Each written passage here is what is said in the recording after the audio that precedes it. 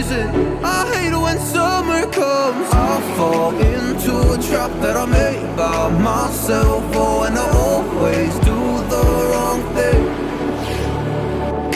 I'm unstable and I'm unsteady. I've lost a million times already, and I'm so sorry, but I'm not able to slow down. I feel unable and so unworthy. My heart feels heavy. I've lost already, and I'm so sorry, but I'm not able to slow down now. And I'm so sorry, but I'm not able to slow down now.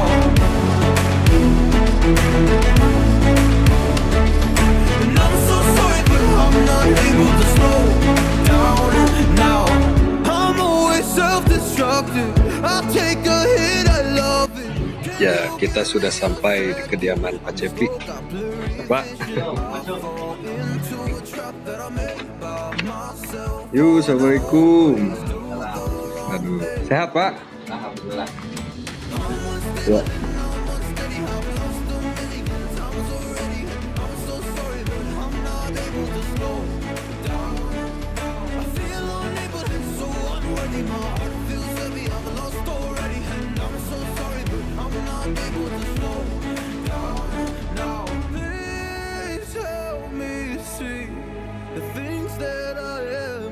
I don't understand. I'm doing the best that I can right now, but it's never enough. I'm not even ready to slow down. Nah, kita lanjut ya, bincang-bincang sama Bang Cepi. Banyak pertanyaan dari teman-teman saya tentang koi. Kita simak langsung jawaban dari Pak Cepi gimana-gimananya. Ini Bang, kemarin tuh kan teman saya ada yang coba-coba memelihara koi itu kan. Tapi dia tuh gak tahu beli dari mana. Kemudian seminggu tuh mati Bang. Posisi ikannya ya lumayan besar lah.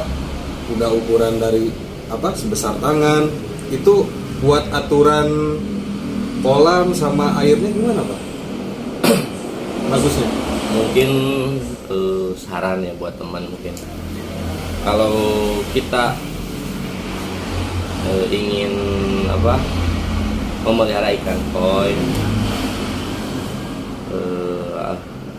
untuk kolam, misalkan kolam filter yang kita dahului itu kita harus bisa merawat airnya dulu. Oh, posisi pertama, poin pertama tuh air. Poin pertama yang kita rawat dulu bukan ikan, air. Nah, apabila airnya udah bagus, misalkan kita coba pakai ikan kecil dulu, air udah bagus, misalkan ikan udah hidup, tidak ada kematian. Nah, kita coba pakai ikan yang bagus, yang besar. Buat uji coba mungkin ya. Nah, uji coba pakai ikan kecil dulu. Kalau misalkan kolam filternya baru gitu kan. Nah, terus kalau misalkan dalam kolam tersebut sudah ada ikan, nah kita jangan beli langsung dimasukin nih ke dalam kolam, jangan. Kita harus ya, kalau misalkan saya pribadi harus punya kolam fiber buat karantina atau akuarium bisa. Jadi ikan dari pembelian yang baru itu masukin dulu di karantina dulu, adaptasi. Nah ya adaptasi bisa kan, soalnya airnya kan bisa beda kan, air dari pH air dari kolam ikan tersebut berada sama air dari kolam milik atau pembeli atau milik saya kan beda gitu kan. Nah, makanya harus dikarantina dulu paling sebentar, 4 hari 5 hari lah karantina tuh ya. Kalau ikannya udah kelihatan sehat, benar-benar sehat, dimasukin. Nah, tapi dengan catatan ikan yang ada di kolam tersebut juga sama ikut karantina itu, dalam artian puasa makan gitu. Berapa hari tuh Bang? Minimal 3 hari, 2 hari 3 hari. Berarti kalau buat dimasukin tiba-tiba ke kolam lumpur tuh nggak bisa ya? Kalau dari kolam apa? Kalau misalkan kita belinya dari kolam lumpur ke kolam filter. Iya. Nah, apabila kalau misalkan ikan tersebut dari kolam lumpur itu justru lebih bahaya, soalnya kan kalau dari kolam lumpur itu banyak bakteri-bakteri atau kotoran dari ikan tersebut gitu kan. Nah, jangan langsung dimasukin ke dalam kolam filter, nanti kalau misalkan dimasukin insya Allah gitu Masalah. semuanya mati. Bang, biar santai boleh sambil ngerokok ya? boleh.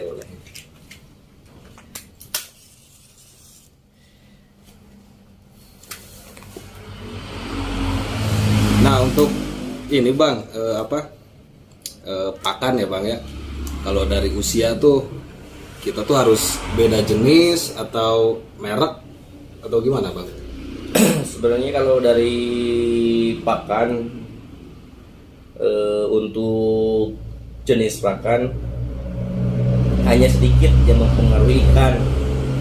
Nah, kalau misalkan ikan posisinya dari ukuran kecil gitu kan, ukuran dari 5 cm gitu sampai 20 cm, kalau saya pribadi ya pakan-pakan yang biasa ada di toko-toko gitu kan, jangan pakan impor lah atau gimana. Soalnya pertama lihat dulu dari segi ekonomis gitu kan. Oh iya. Yang terjangkau dulu yang Bang ya. terjangkau dulu. Iya. Yang penting kondisi kolamnya, kolam lumpurnya gitu, kolam pembesarannya bagus, luas, terus dalam, untuk kedalaman juga minimal 1 meter lah, biar ikan cepat besar. Itu buat pembesaran. Ya, kalau misalkan di kolam lumpur. Kalau misalkan di kolam filter, untuk ikan-ikan besar minimal itu 1,5 meter, 2 meter lebih bagus itu. Itu kalau bagusnya Bang dari ukuran ikan buat dimasukin ke kolam filter tuh bagusnya ukuran berapa senti Bang? Kalau sebenarnya kalau misalkan itu relatif, ya kan, banyak orang yang masih ukuran kecil juga ada yang dimasukin ke kolam filter. Ya. Cuman kalau saya pribadi, keindahan itu pada ikan koi dilihat dari ikan-ikan besar jumbo gitu kan. Benar.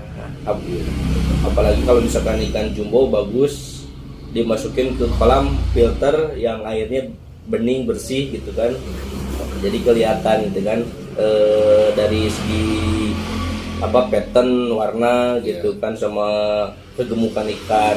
Tapi kalau misalkan ikan bagus dimasukin kolam lumpur gak kelihatan. Iya benar. Soalnya kan airnya keruh Bang.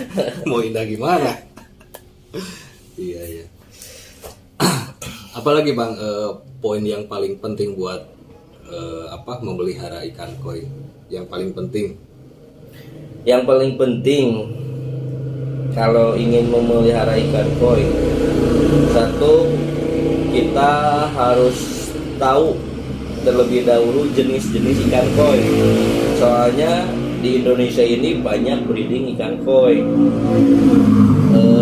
Di daerah saya sendiri ya, di Kabupaten Ciamis, lebih dari 100 orang yang breeding ikan koi. Soalnya pertama harganya memang menjanjikan dibandingkan ikan-ikan lain gitu. Kalau ikan lain kan bisa dibeli dengan harga per kilo, nyampe dari 1 kilo itu ada yang 5 ekor, 10 ekor. Kalau ikan koi kan harganya itu per ekor, bukan per kilo gitu kan. Satu itu. Yang kedua gitu kan, sesudah mengetahui jenis-jenisnya dari ikan koi, mengetahui perbedaan ikan koi yang bagus dengan yang jelek. Jadi kita harus bisa membedakan. Caranya? Nah, pertama terlihat dari segi pattern itu pola warna pada ikan koi. Jadi kalau misalkan warna merah, jangan sampai si merahnya terlalu berserakan. Pokoknya yang indah dilihat lah gitu kan. Berarti warna tuh harus simetris seimbang gitu. Kalau misalkan pola contoh jenis kohaku gitu kan. Kalau kohaku kan yang paling bagus itu merahnya itu jangan sampai ke mulut. Ya, kalau misalkan nyampe ke mulut sering disebut dengan kucibeni gitu. Kucibeni itu jelek gitu kan, kurang greget lah kalau kata orang-orang Jepang mungkin. Ya saya juga ada yang nyebutin kan kalau nah ini jenis koi haki SG katanya. Saya tuh nggak paham Bang. SG apa, haki apa gitu kan. Kalau haki itu sebetulnya hanya singkatan haki itu. Kalau dari kepanjangannya itu high quality. Oh iya. Nah, kalau SQ itu show quality. Buat Show itu sering digunakan untuk kontes-kontes ikan koi yang ya berkualitas lah gitu kan. Iya. Ya saya juga kan nggak paham ini SQ, ini haki. Saya kira jenis warna Bang, kan saya nggak tahu kan haki apa. Oh saya jawab oh iya aja. Jadi kalau misalkan gini, buat pencerahan gitu kan. Ya. Kalau misalkan saya kan breeding ikan koi yang kemarin dipanen itu jenis Gosanke, indukannya dari Sanke. Nah dari sekian telur itu ada mungkin kurang lebih 5.000 telur. Yang jadi kurang lebih 4.000 ekor anakan ikan koi. Dari 4.000 tersebut yang bagusnya kemarin hasil sortir menurut saya cuma 200 ekor. Dari 4.000. Nah, sisanya itu bisa dibilang grade B, C, D gitu kan. Oh iya. Nah, kalau di ikan koi itu ada grade-gradenya. Grade E, D, C, B itu mungkin grade jelek lah. Bisa kalau ikan kan makannya ikan koi mahal itu karena dapetin ikan yang bagus itu susah gitu kan. Soalnya kan dari 4.000 telur itu yang bagus punya saya kemarin hanya 200 ekor gitu. Itu juga baru sortir pertama gitu kan. Nanti disortir lagi udah besar, diambil lagi yang bagusnya gitu. Oh jadi sortirnya sering Kalau dari Gosanke itu minimal kita 3 kali sortir sampai dapat ya yang kualitasnya grade A, grade SQ sama high quality. Gitu.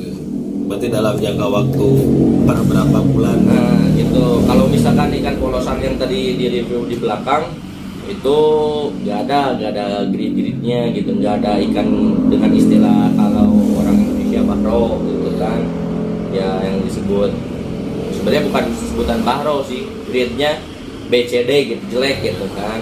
Tapi kalau orang Sunda itu enteng gitu, bilangnya bahro udah gitu.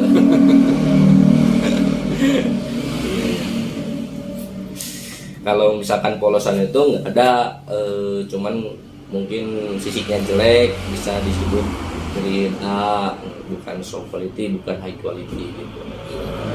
Jadi saya coba ya, soalnya punya indukan, pertamanya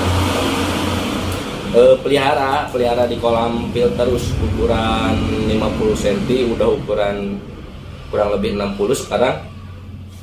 Gendong telur betinanya, daripada saya buang telurnya mubazir, saya coba gitu kan, dibawa ke kampung, dibawa ke sini buat dipijahin, dibudidayain gitu. Tapi ternyata setelah lihat anak-anak saya sekarang seru juga gitu, makan nyobain lah gitu. Iya benar. Nah mungkin untuk pemula seperti itu penerangan dari Bang Cepi buat perawatan dari ikan, air, ya seperti itulah proses yang baik buat pemula ya. Jadi jangan asal-asalan. Nanti kayak teman saya tuh kemarin seminggu langsung mati semua Pak. Dikiranya mudah, yang penting airnya jalan gitu kan. Aduh. Kalau ikan koi itu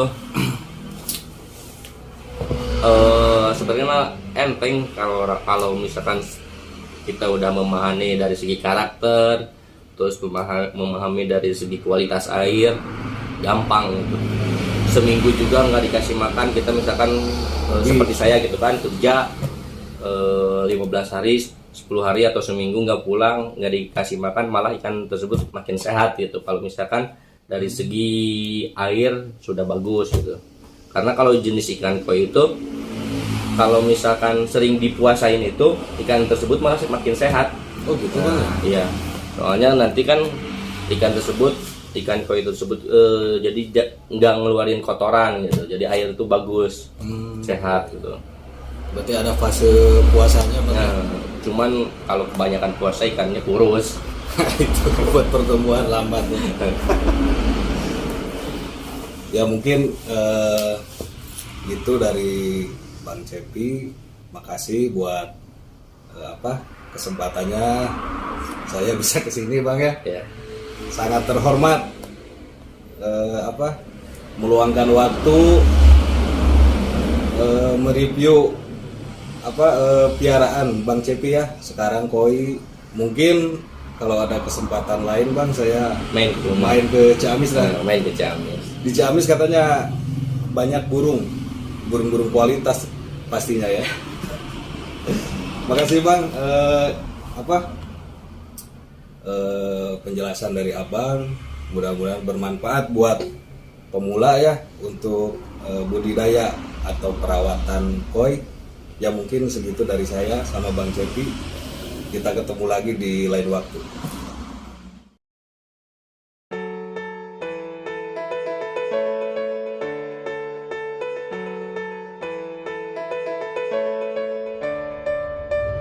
I know the air I'm breathing, it's no good for my lungs. I do this every season, I hate when summer comes. I fall into a trap that I made by myself, oh, and I always do